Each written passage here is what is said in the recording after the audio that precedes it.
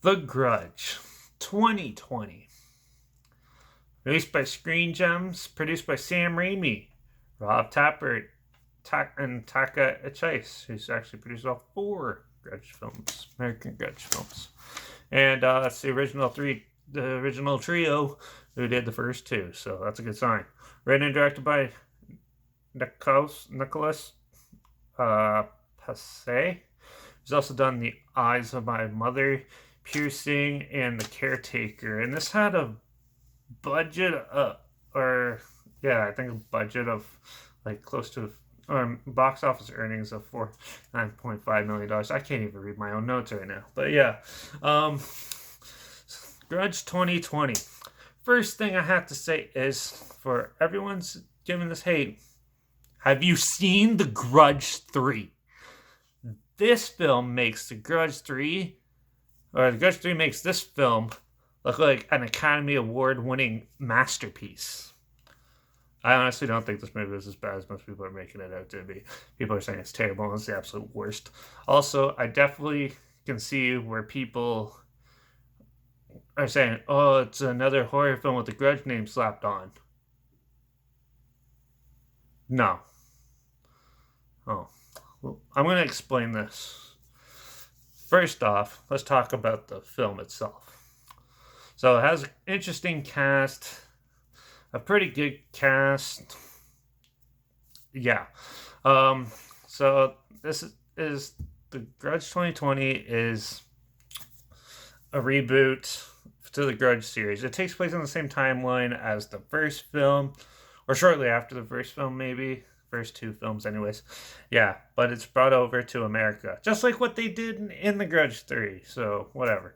So, in the beginning, you see Samora, whatever that spirit is, and standing behind the police detective that's the main character in the story, and as she leaves. And it's like a jump scare and stuff. It was pretty interesting to see that. And then when it comes over here, um, it's something different. See, I think a lot of people overlook the fact that this is the curse is not the spirit Samara. Spirit Samara is the girl who died in the house in the first two films, and that pissed. And then the people that pissed her off in that house got the haunting. This is something different, where the same curse applies, but someone else dies in the American one, and that's the haunting for this one. So I find most people overlook that fact. It's they're rebooting it. So I don't know if most people who reviewed this and said it was terrible, like all the film reviewers and stuff, actually forget what reboot means. But you're doing it differently than what they originally did. So obviously you're not going to use Samora in the same way in this, or Samora at all, basically in this way. You're going to use the idea of the grudge. So the curse and the evil spirit haunting and plaguing it go on you're going to use that, but you're going to do everything differently and hopefully better or somewhat acceptable. So yeah, now that that's laid out, um, so yeah, so she comes back and she's assigned to this case where there's a couple of weird dead bodies and stuff that she finds, and yeah, she's trying to unravel the mystery. This is like a crime thriller mystery mixed in with horror elements for the most part. And she's looking into this case. So the timeline goes from like now, or like when the film started, to the past, to another part of the thing later on in the future, and then back and stuff. So the time jumping gets really confusing and really messed up. That's kind of one of the big downfalls of this film. But yeah, but it shows you the evolution of like why there's a spirit in the house, which makes sense. Um, it's your general horror film in that sense, though. Um, what like the curse aspect, and when so while she's looking into it and it's haunting it, um, yeah, there's some really cool visuals in this I found. Like, yeah, they loaded up with the jump scares and cliches, that's for sure. But yeah, the big flaw with this film is there's not very much writing. The writer didn't do a good job at making the characters cohesive and have a good arc or anything like that. Most of them are super generic for the most part.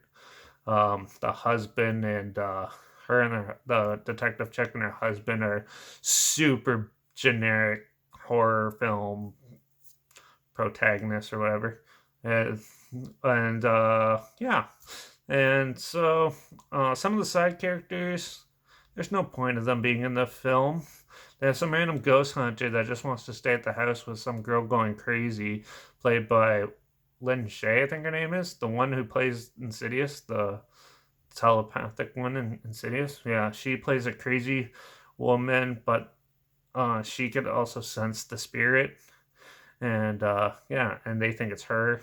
Her husband, who's a really good actor. I can't remember his name. I'm terrible with actor names and keeping up with character names and stories. So, yeah. But yeah, he does a really good job with like the little bits that he's given.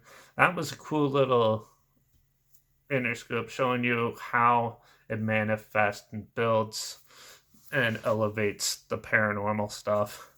Uh, but for the most part, this film was super generic and there's a lot of good plot holes, but I like the fact that the writer director, um, took something and tried to make it his own. So you get like the spirit, which is a more Americanized girl spirit, but with the anger of the Samora ghost spirit in the original, just done differently. And I actually kind of enjoyed it. Visually, when you see it and stuff, it's dark, it's creepy, and it's that. Instead of having a young ghost boy that meows, you have this young girl who is also killed. You find later on, and she has like a nosebleeds and stuff like that, and you can tell it reminded me a lot of the Amityville Horror remake girl, Ghost Child.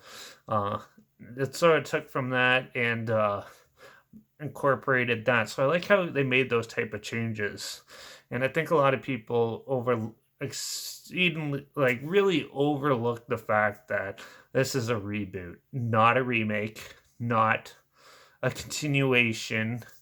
It's setting itself apart from the other three trilogy and really doing something different with it and try to make it more modern, which I could expect that fact. Now, the storyline, characters, that was a confusing mess, and I can't describe it to you very well.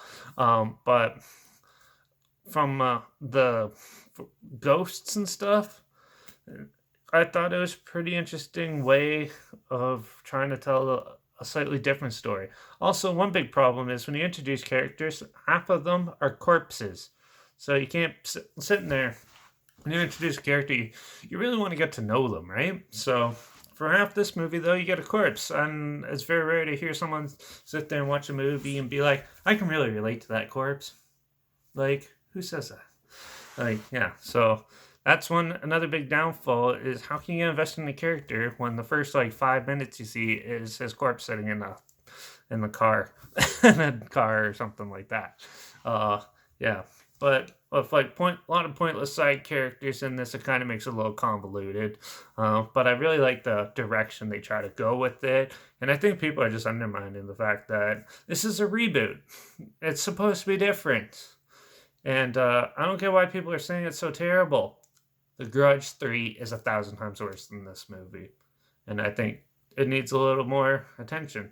So, with everyone who says they hate it, I suggest you go back, clear your mind, go back with an open mind, and just watch the subtle, especially the paranormal scenes and stuff, and see what they did to contrast it from the other one. It was actually a decent effort. Like, yeah, it's not the greatest movie in the world or anything like that. It's definitely not as bad as what most people are saying. I'm giving this one 2.5 out of 5. It's on par, I think, with The Grudge 2. So maybe just a slightly tad below it. It's probably like a 2.25. But yeah, so 2.25 out of 5. But yeah, so After all that rambling, I still can't really tell you the whole story. And I found the ending really amusing in this movie.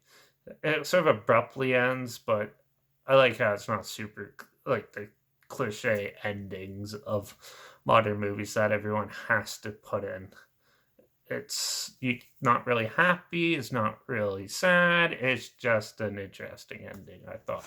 So a little more working time, I think they could have done something better with this. So, but it is what it is. So the Grudge 2020 gets 2.5 out of 5 from me.